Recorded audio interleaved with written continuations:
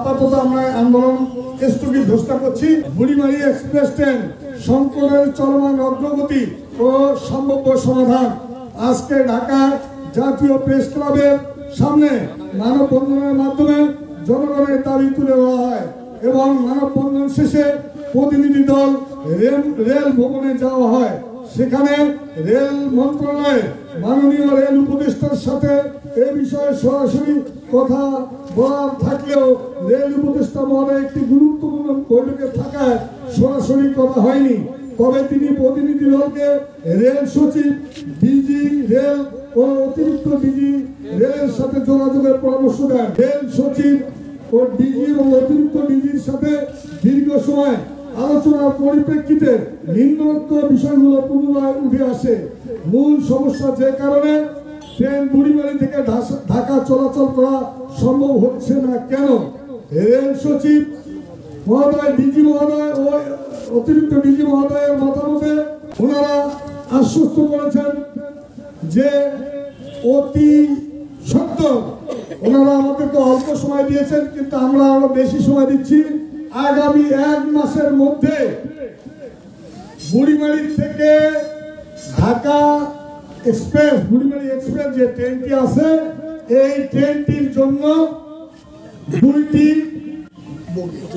দুইটি অতিরিক্ত বগি, একটি নতুন ইঞ্জিন সেই বুড়িমারি এক্সপ্রেসের জন্য স্পেশাল ট্রেন হিসাবে বুড়িমারি থেকে ছেড়ে যাবে। এক টিকিটে বুড়িমারি থেকে ঢাকা যাওয়া যাবে এবং ঢাকা থেকে বুড়িমারিতে আসবে এক টিকিট। এখানে নতুন করে লালমিয়া থেকে কোনো টিকিট কাটতে আমাদের হবে না, এটা আশ্বস্ত করেছে আমাদের ঢাকাস্থ ছাত্র নেতাদের সাথে।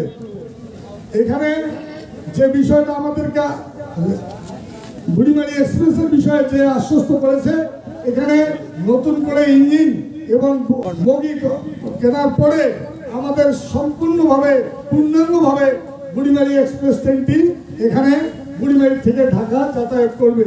যতক্ষণ পর্যন্ত এই ইঞ্জিন কেনা না হয়, ট্রেনের বগি কেনা না হয়, ততক্ষণ পর্যন্ত এই স্পেশাল ট্রেনটি, এই বুড়িমারি এক্সপ্রেস ট্রেনটি সংযোগ থাকবে এই স্পেশাল ট্রেনের দুইটি বগি এবং ইঞ্জিন। এবং ওনারা আমাদের কাছে আশ্বস্ত হতে চেয়েছে যে এই যে ট্রেনটি, এটা লালমিয়া জেলায় 4টি স্টেশনে স্টপেজ দিবে শুধু ঢাকা প্যাসেঞ্জারদের জন্য। তাই আমরা, যেহেতু আমাদেরকে সময় দিয়েছে 1 মাস, আমাদেরকে কম সময় দিয়েছে, আমরা 1 মাসের সময় দিচ্ছি। আমাদের এই 1 মাসের মধ্যে এই স্পেশাল ট্রেনটি বুড়িমারি এক্সপ্রেসের সাথে ঢাকায় যাওয়ার জন্য ইনশাআল্লাহ ব্যবস্থা করবে। আর যদি ব্যবস্থা না হয় তাহলে আমাদের এই আন্দোলন চলমান থাকবে, কিন্তু আপাতত স্থগিত। 1 মাসের মধ্যে এটা বিষয়ে রোডম্যাপ না দিলে আমরা কিন্তু পুনরায় আমাদের পরবর্তী আলোচনা করে আমাদের কর্মসূচি ঠিক করব। যাই হোক, আপনারা সাংবাদিক ভাইরা, আমরা আপনাদের মাধ্যমে এবং এখানে যারা উপস্থিত আছেন, এখানে আমাদের ড্রাইভার ভাইদের দীর্ঘক্ষণ কষ্ট হয়েছে, পাটগ্রামের মানুষের অনেকের কষ্টের শিকার হয়েছে, অনেক রুগী ভাইদের।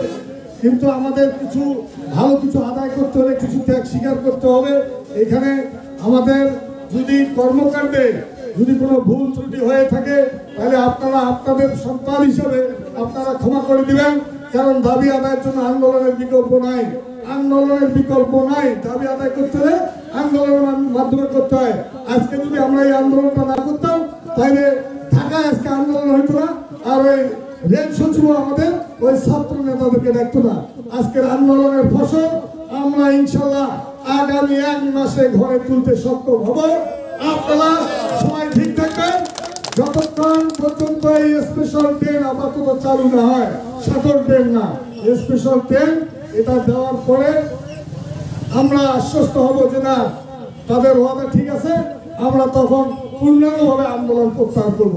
আপাতত আমরা আন্দোলন স্থগিত ঘোষণা করছি। লালমনিরহাট বুড়িমারি রেলপথে বিশেষ ট্রেন চালুর আশ্বাসে অবরোধ স্থগিত করা হয়েছে।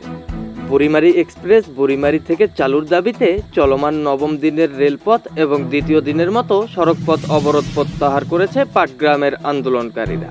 মঙ্গলবার 29 এপ্রিল বিকেল 5:30টার দিকে এই আন্দোলন স্থগিত ঘোষণা করেন বুড়িমারী এক্সপ্রেস বুড়িমারী থেকে চালুর দাবিতে আন্দোলনরত পাটগ্রাম পৌরসভা বিএনপির সভাপতি সালাউদ্দিন আহমেদ ওপেল।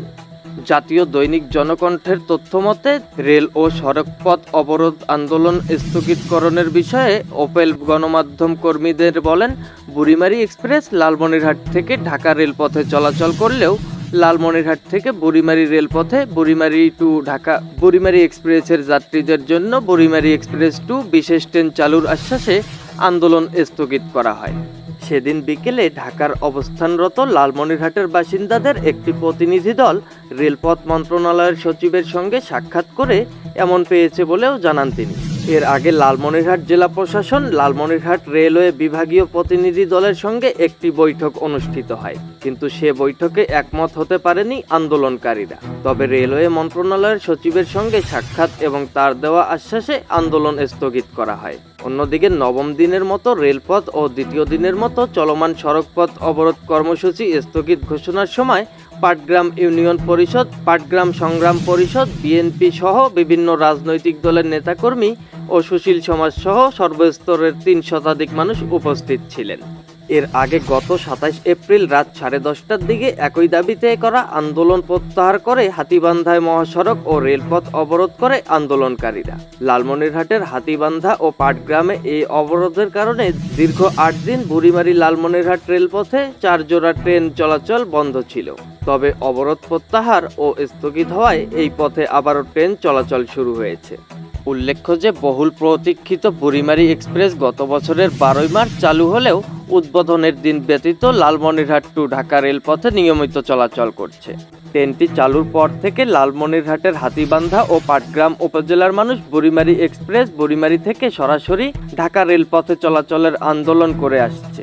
রেল ও সড়কপথ অবরোধের পূর্বে ওই 2 উপজেলার বাসিন্দারা মানববন্ধন, সংবাদ সম্মেলন, মশাল মিছিল সহ নানা কর্মসূচি পালন করে। 2 উপজেলার বাসিন্দাদের আন্দোলনের প্রেক্ষিতে রেলওয়ের পশ্চিম অঞ্চলের কর্মকর্তাগণ 3 দফায় বুড়িমারী থেকে বুড়িমারী এক্সপ্রেস চালুর আশ্বাস দেয়। সে অনুযায়ী বুড়িমারী রেলওয়ে স্টেশনে নির্মাণ কাজ বা অবকাঠামো বাস্তবায়ন করেনি কর্তৃপক্ষ। পরে পাটগ্রাম সংগ্রাম পরিষদ গত 21 এপ্রিল লালমনিরহাট টু বুড়িমারী রেলপথ অবরোধ এবং গত 27 এপ্রিল রেলপথের পাশাপাশি সড়কপথ অবরোধের ঘোষণা দেয়। তাদের ঘোষিত এই কর্মসূচিতে পাটগ্রাম উন্নয়ন পরিষদ, বিএনপি, সাধারণ শিক্ষার্থী সহ বিভিন্ন শ্রেণী পেশার মানুষ অংশ নেয়। আরেকদিকে একই দাবিতে আন্দোলনে নামে বুড়িমারী টু ঢাকা আন্তনগর ট্রেন বাস্তবায়ন পরিষদ। বর্তমানে আন্দোলন স্থগিত ও প্রত্যাহার হওয়ায় রেলপথের ট্রেন ও সড়কপথের সকল যানবাহন চলাচল স্বাভাবিক হয়েছে। Anisul Islam Rajib, UTV online news desk, Lalmonirhat.